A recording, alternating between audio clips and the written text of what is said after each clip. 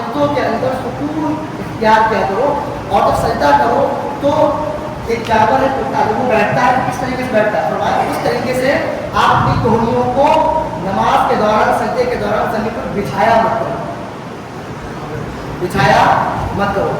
یہ تعلیم یہ منع کیا گیا ہے آپ کو. ہمارے یہاں طور سے بچاتے خاص طور سے چھوٹے چھوٹے بچے کو طریقہ نہیں پتا ہوتا وہ کر لیتے ہیں، تو ہم کو بھی پتا ہونا چاہیے، چھوٹے بچوں کو بھی ہم آپ کو سکھانا چاہیے. یہ بہت اہم چیز ہے.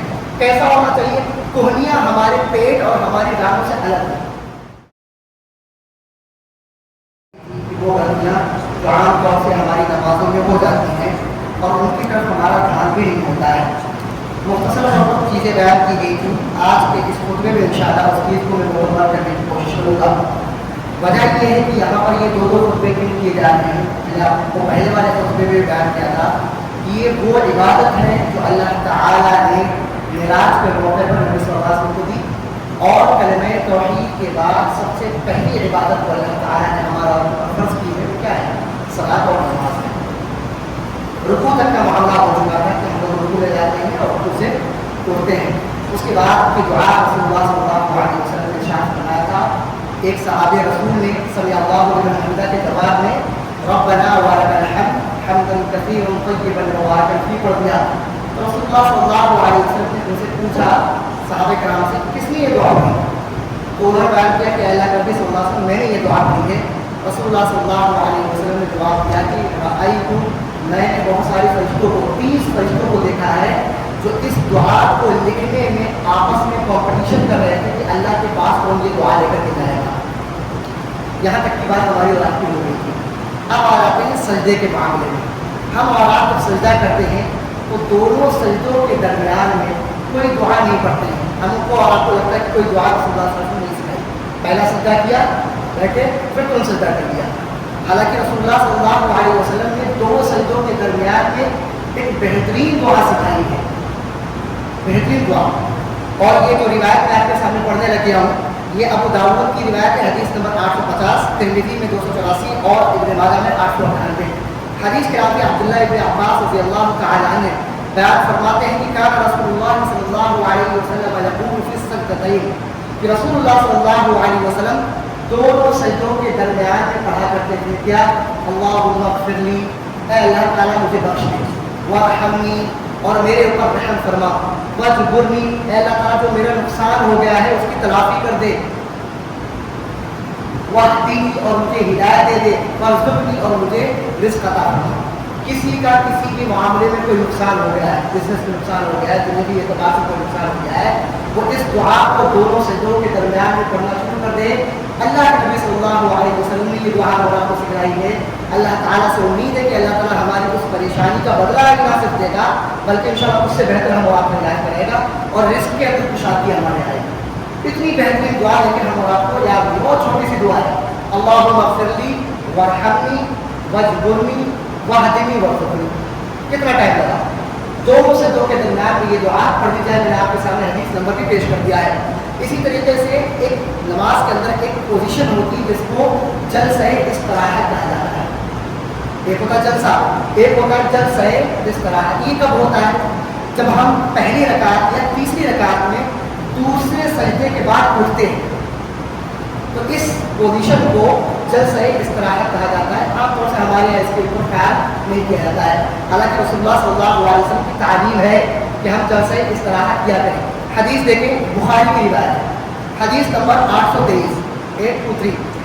مالک بن حویرث رضی اللہ تعالی عنہ حدیث کے راوی بیان فرماتے ہیں کہ انہ رأى النبی صلی اللہ علیہ وسلم یصلی، کہ میں نے نبی صلی اللہ علیہ وسلم کو نماز پڑھتے ہوئے دیکھا. کہ رسول اللہ صلی اللہ علیہ وسلم نماز پڑھ رہے تھے. فإذا كان في وتر من صلاة، جب وہ اپنی نماز کی اور نمبر والی روایت رکعت میں آئے، اور نمبر والی رکعت یعنی پہلی اور تیسری، ٹاپ نمبر والی جو رکعت تھی وہ پہلی یا تیسری. بیان فرماتے ہیں کہ فی صلاۃ لم ينهض حتى يستوي قاعدا، رسول اللہ صلی اللہ علیہ وسلم کھڑے نہیں ہوئے یہاں تک کہ آسانی کے ساتھ وہ بیٹھے. پہلے بیٹھے اور اس کے بعد کھڑے. یہ کیا ہے؟ جلسہ استراحت ہے. اس کے اوپر بھی ہمارے یہاں خیال رکھنا چاہیے. اس کا فائدہ یہ ہوگا کہ ہمارے یہاں کیا ہوتا ہے، امام صاحب تو رکوع سے نماز پڑھا رہے ہوتے ہیں، جلسہ استراحت نہیں ہو رہا ہوتا تو امام سے پہلے کھڑے ہو جاتا ہے. اور جو امام سے پہلے کھڑا ہوتا ہے یا پہلے جو ہے رکوع سجدہ کر لیتا ہے اس کے بارے میں وعید آئی ہوئی کو ہم اور آپ ابھی انشاءاللہ سماعت فرمائیں گے. سجدہ کیسے کریں؟ افسوس کا مقام یہ کہ ہم اور آپ کی سجدوں کے اندر بھی غلطیاں ہیں. نماز کی اہم چیز سجدہ بھی ہم اور آپ کو صحیح طریقے کا جو رسول اللہ صلی اللہ علیہ وسلم کی تعلیم ہے اس کے مطابق کرنا نہیں آتا ہے. سب سے پہلی چیز ہم نے سجدہ کیا اور یہ ساری کی ساری کوہنیاں ہم نے زمین میں بچھا دی. یہ عام ہے ہمارے یہاں. رسول اللہ صلی اللہ علیہ وسلم نے اس چیز سے منع کیا ہے. حدیث ہم اور دیکھیں یہ صحیح بخاری کے اندر صحیح مسلم کے اندر دونوں میں یہ حدیث موجود ہے اور بخاری میں 2 جگہ آئی ہوئی ہے. حدیث نمبر 532 اور دوسری جگہ آئی ہوئی ہے 822 یہ بخاری کے اندر اور صحیح مسلم کے اندر ہے 493 نمبر حدیث. انس رضی اللہ تعالی عنہ بیان فرماتے ہیں کہ رسول اللہ صلی اللہ علیہ وسلم نے ارشاد فرمایا اعتدلوا فی السجود ولا يبسط احدكم ذراعيه انبساط الكلب.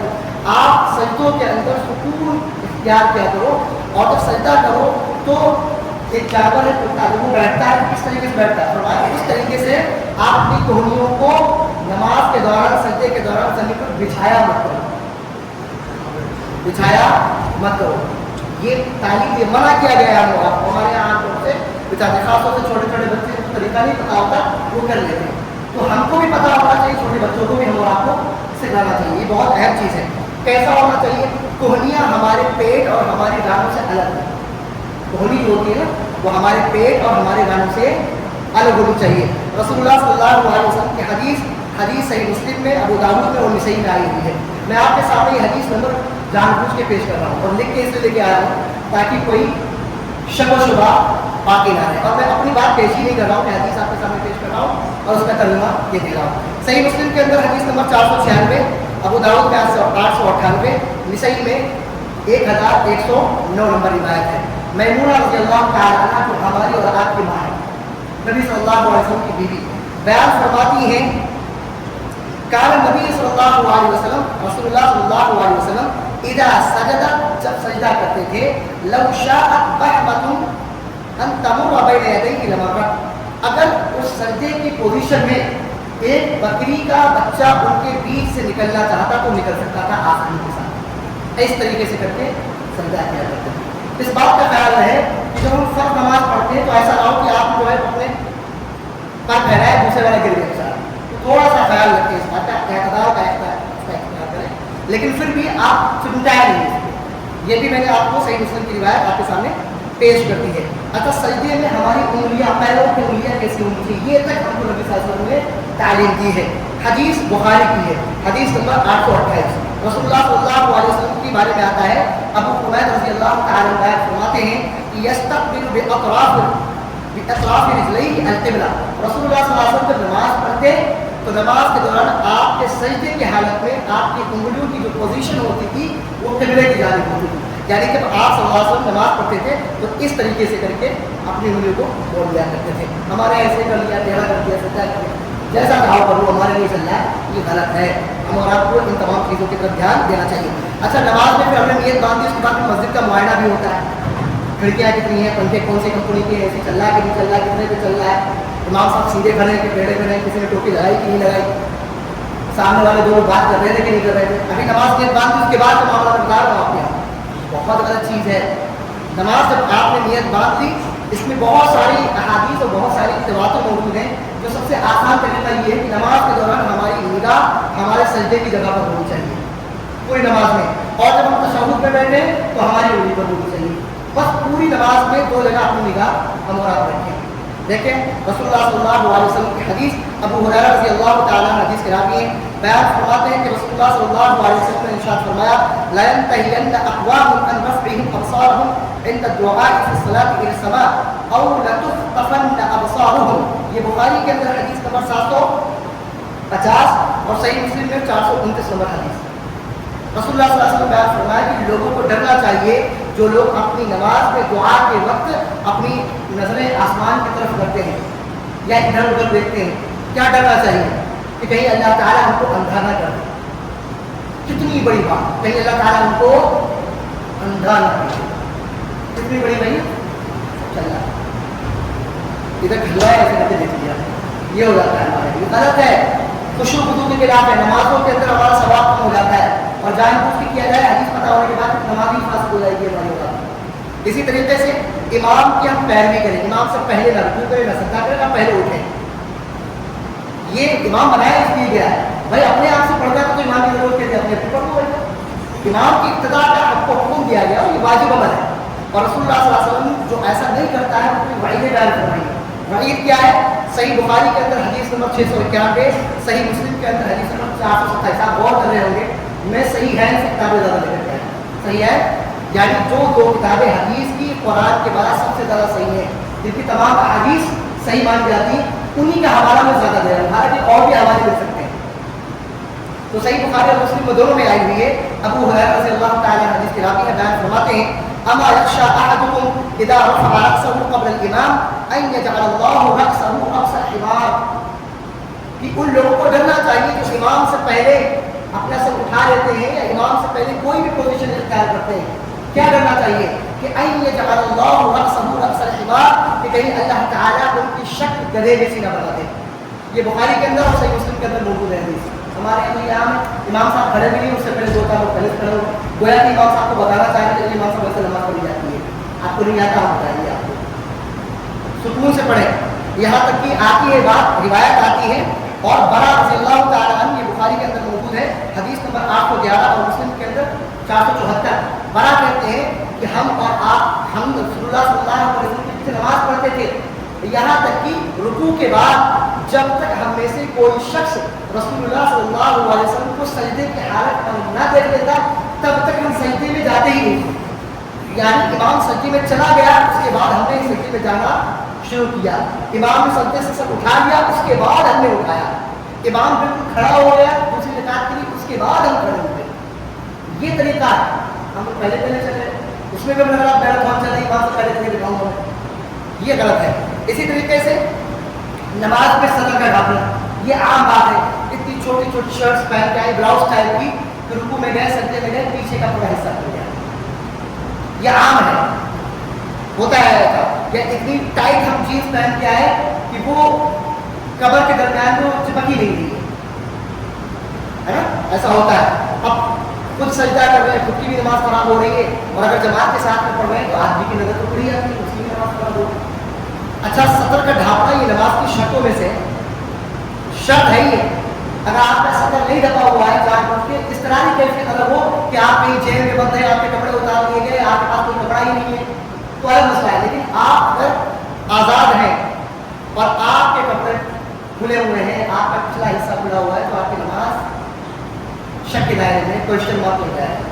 کیوں؟ رسول اللہ صلی اللہ علیہ وسلم اللہ تعالیٰ نے فرمایا خذوا زینتکم عند کل مسجد، اے لوگوں نماز کے وقت زینت کو اختیار کیا کرو. زینت سے مراد سطر کا ڈھانپنا ہے. عورتوں کا سطر کتنا ہے؟ ان کا چہرہ کھلا رہ سکتا ہے اور ہاتھ، باقی اب پورا کا پورا جسم رہے گا. اور مردوں کا کم سے کم سطر عام حالت میں جو کہا گیا ہے نماز کے بارے میں، نماز کو اسپیشل اور بھی ہے. عام حالت میں کیا ہونا چاہیے؟ ناف سے لے کر کے گھٹنے تک کمپلسری ہے اور ہر حالت میں رکا ہونا چاہیے. اور ہمارا کیا ہوتا ہے نماز کے دوران میں ہمارے یہ ناف کے نیچے والا حصہ کھلا ہوتا ہے. اچھا جو چیز منع کی گئی وہ ہم ڈھانپ رہے ہوتے ہیں. رسول اللہ صلی اللہ علیہ وسلم نے عام حالات میں کہا ہے کہ جو شخص اپنے لنگی پائجامے ٹکنے سے نیچے رکھتا ہے اللہ تعالیٰ قیامت کے دن کی طرف دیکھے گا نہیں. یہاں تک آتا ہے کہ جو حصہ نیچے ہوگا وہ جہنم میں جائے گا. ایک ضعیف روایت میں آتا ہے مولانا صلی اللہ علیہ وسلم کو ضعیف قرار دیا. میں ضعیف اس لیے بیان کر رہا ہوں کہ ایک شخص نے ایسے نماز پڑھی جس کا ٹکنے سے نیچے پیغامہ یا تہمت تھا. رسول اللہ صلی اللہ علیہ وسلم اس نے کہا کہ دوبارہ نماز پڑھا، کیونکہ یہ روایت ضعیف ہے، اس پہ تو ہم نہیں کر سکتے. لیکن بہترین عمل یہی ہے کہ ہم اپنے ٹکنے سے ہمیشہ اپنے پیجاموں کو اور دوسری چیزوں کو اوپر رکھیں، کیونکہ وعید آئی ہوئی اس کے بارے میں. تو جو چیز عام حالت میں غلط ہے تو نماز کی حالت میں تو ویسے ہی غلط ہو جائے گی. تو اس کا ہم رابطہ کریں. یہاں پر منع کیا گیا یہاں پر ڈھانپیں گے، جہاں پر کیا کہ ڈھانپو وہاں پر کھول دیں گے. یہ مسئلہ ہمارے یہاں ہے. اسی طریقے سے ہم اور آپ کیا کریں؟ عام طور سے کیا ہوتا ہے ظہر کی نماز کا ہے امام صاحب سجدے میں، اب اس نے کہا سجدہ تو چلا گیا، آپ ہاتھ پیر پہنچ رہا ہے بیٹھ کے کھڑا ہے، نیت نہیں باندھ رہا ہے کہ سجدہ مل گیا ہے، ایک سجدہ مل گیا تو سجدے میں چلے گا نہیں. اور وہ ہاتھ پیر سیٹ کر رہا ہے، موبائل سیٹ کر رہا ہے، ادھر ادھر کر رہا ہے تاکہ امام صاحب کھڑے ہو جائیں. کیوں جھکے ہیں؟ اللہ کے سامنے کیوں جھکے ہم؟ اب امام صاحب تو کھڑے ہو گئے دوسری جگہ کے لیے پھر کھڑے ہو جائیں گے. یہ عام طور سے ہمارے یہاں بات ہوتی رہتی ہے. وہ ایک سجدہ جسے تو گرا سمجھتا ہے، اخبار میں کہا تھا وہ ایک سجدہ جسے تو گرا سمجھتا ہے 1000 سجدوں سے دیتا ہے آدمی کو نجات۔ ابلیس نے کتنے سجدوں سے منع کیا تھا؟ اللہ تعالیٰ نے ایک ہی سجدے کی بات کی تھی، ہمارے یہاں ایک سجدے کو بھی گرا سمجھا جا رہا ہے، کھڑے ہو جائیں گے اس کے بعد کہیں گے، امام صاحب کھڑے ہو جائیں گے اس کے بعد ہم ہوتا ہے ایسا نہیں ہوتا ہے، غلط ہے۔ آپ آئے حدیث میں تو یہاں تک آئے کہ صحابہ رسول آئے، انہوں نے کہا کہ رکوع میں رسول اللہ صلی اللہ علیہ وسلم، انہوں نے وہیں سے نیت باندھ کر رکوع میں چلے تو چلتے چلتے چلے آئے، یہاں تک کا معاملہ ہے۔ ہمارے یہاں تو کوئی ہے ہی روز ایسے چاہنے کرتا ہے، غلط ہے۔ اسی طریقے سے ہم اور آپ اس کا بھی خیال رکھیں، سترے کا کہیں بھی نیت باندھی، کہیں بھی کھڑے ہو گئے، سترا بعض احباب کے نزدیک واجب ہے۔ یہ سترا کیا ہوتا ہے؟ رسول اللہ صلی اللہ علیہ وسلم کے صحابہ کا نام یہ ہوتا تھا کہ رسول اللہ صلی اللہ علیہ وسلم کے صحابہ کھمبے کے پیچھے یا ایسی چیزوں کے پیچھے نماز پڑھتے تھے کہ آدمی آگے سے نہ گزرے۔ یہاں پر اس چیز پہ واضح کرتا کروں، چاہے نمازی کے آگے یہاں گزرنا ہو یا حرم میں ہو، ہر جگہ غلط ہے، ہر جگہ غلط ہے۔ حرم میں جو حالات تھی وہ حرام نہیں ہو رہی، اسپیشلی معاملات ہو تو غلط مسئلہ ہے، ٹھیک ہے۔ تو ہم اور آپ حدیث دیکھیں، ابو جہیل رضی اللہ تعالیٰ کی حدیث، بخاری کی ہے 510 اور مسلم میں 507، بیان فرماتے ہیں کہ اگر ایک آدمی کو نمازی کے آگے سے گزرنے کا گناہ معلوم ہو جائے تو وہ آدمی کے سامنے 40 دن 40 مہینے 40 سال تک بیٹھا رہے۔ اچھا یہ تو گزرنے والے کی بات کی گئی، اب ہم اور کو بھی پتا نہیں ہے، کہیں بھی کھڑے ہو کر نیت باندھو، وہیں پہ نکلنے والا راستہ ہے وہیں پہ نیت باندھو، تو ایسی جگہوں سے بھی ہم اور آپ کوشش کریں جہاں سے نکلنے کا راستہ ہے آگے ہو کر کے نماز پڑھیں، تاکہ اپنی نماز بھی آپ کی درست ہو جائے اور دوسرے کو گناہ بھی نہ ملے، ہے نا۔ سترا ہوتا تھا، کوئی بھی چیز رسول اللہ صلی اللہ علیہ وسلم صحابہ سے آتا ہے کہ وہ اپنا جو ہے ایسا ہی گاڑ دیا کرتے تھے، بعض جو ہے مسجدوں میں ایسی جیسی چیزیں آپ کو مل جاتی ہیں، سترا یہاں پر نہیں، انشاءاللہ اللہ تعالیٰ چاہا تو یہاں پر بھی ہو جائے، ہے نا۔ تو اس بات کا ہم اور آپ خیال رکھیں۔ اسی طریقے سے سنن رواتب، جو سنت موقع کا بہت خیال کیا جائے، حضرت عائشہ رضی اللہ تعالیٰ کی حدیث ترمذی میں 414 نمبر اور ام حبیبہ رضی اللہ عنہ، دونوں رسول اللہ صلی اللہ علیہ وسلم کی بیویاں ہیں، ہماری اور آپ کی ماں ہیں، صحیح مسلم میں 728 نمبر، بیان فرماتی ہے دونوں کہ رسول اللہ صلی اللہ علیہ وسلم نے ارشاد فرمایا، کیا ارشاد فرمایا؟ من ثابر علی ثنتي عشرة ركعة من السنة بنى الله له بيتا في الجنة، کہ جو شخص 12 رکعات سنتوں پر عمل کرتا رہے ہر دن، اللہ تعالیٰ اس شخص کے لیے جنت میں گھر بناتا ہے۔ وہ 12 رکعات کون کون سی ہیں؟ پہلی فجر کی 2 سنتیں، آپ گنتے رہیے، 2 ظہر سے پہلے کی 4 سنتیں کتنی ہو گئی؟ 6 ظہر کے بعد کی 2 سنتیں کتنی ہو گئی؟ 8 مغرب کے بعد کی 2 سنتیں کتنی ہو گئی؟ 10 اور عشاء کے بعد کی 2 سنتیں کتنی ہو گئی؟ 12۔ ان پر اگر ہم معمول کے ساتھ عمل کریں تو اللہ تعالیٰ ہمارے لیے جنت میں گھر بنائے گا۔ اچھا ایک چیز اور ہے، ہمارے معمول کیا ہوتا ہے، امام صاحب نے نماز پڑھی کر دی، اس کے بعد لوگ اپنی سنتیں پڑھ رہے ہیں، یہ طریقہ سے نہیں ہے، حدیث کے خلاف ہے۔ حدیث کیا ہے وہ ہم آپ سماعت فرما لیں، میں اپنی بات نہیں بتاؤں۔ بیان فرمایا ابو ہریرہ رضی اللہ تعالیٰ عنہ، حدیث کی راوی ہے، حدیث صحیح مسلم کے اندر موجود ہے، حدیث نمبر 710، بیان فرماتے ہیں اذا اقیمت الصلاۃ فلا صلاۃ الا المکتوبہ، جب امام صاحب فرض نماز کی نیت باندھ دے تو اس نیت کے بعد کوئی اور نماز نہیں ہوتی ہے۔ جب فرض نماز کی اقامت کہہ دی جائے تو اس نماز جس کی اقامت کہی گئی ہے اس کے علاوہ کوئی بھی نماز نہیں ہوتی ہے۔ ہم اور آپ پہلے سے سنتیں پڑھیں، کسی بھی نماز کی بات چل رہی ہے، پہلے سے سنتیں پڑھ کے آئیں، اور اگر جماعت کھڑی ہو گئی تو پہلے جماعت کو شامل کریں، بعد میں آپ سنتیں پڑھیں۔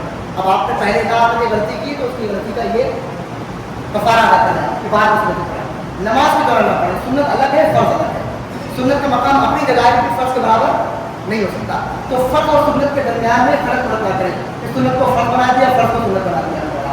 تو انشاءاللہ مجھے امید ہے کہ ان تمام چیزوں کے اوپر ہم اور آپ عمل کریں گے۔ یہاں پر ایک چیز واضح رہے کہ میں نے آپ کے سامنے یہ ساری کی ساری چیزیں اس لیے واضح کی ہیں تاکہ حجت قائم ہو جائے۔